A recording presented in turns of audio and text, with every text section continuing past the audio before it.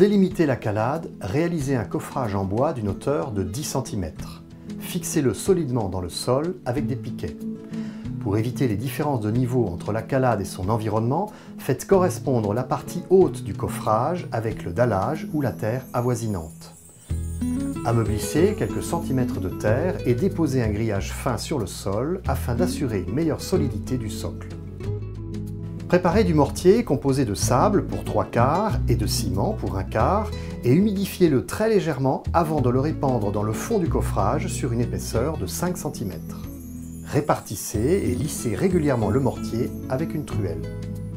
Sur cette surface plane, dessinez avec un bâton ou le fer d'un tournevis le motif souhaité.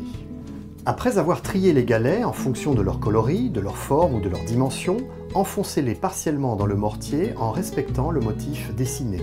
Serrez-les bien les uns contre les autres. Lorsque la totalité de la surface est remplie, damez avec une planche et un maillet afin de retrouver le niveau défini par les planches de coffrage.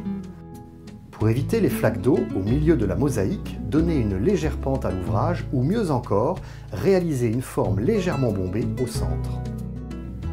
À l'aide d'une truelle, remplissez ensuite les vides laissés entre les galets avec du mortier composé de sable fin pour 2/3 et de ciment pour 1/3. Comblez soigneusement les interstices en frottant bien avec un balai brosse en paille de riz. Complétez à nouveau avec du mortier si nécessaire. Humidifiez la surface en passant à plusieurs reprises un jet d'eau fin. L'eau fixera définitivement les galets dans le mortier tout en le nettoyant. Laissez prendre le mortier quelques jours avant d'entreprendre le démontage du coffrage.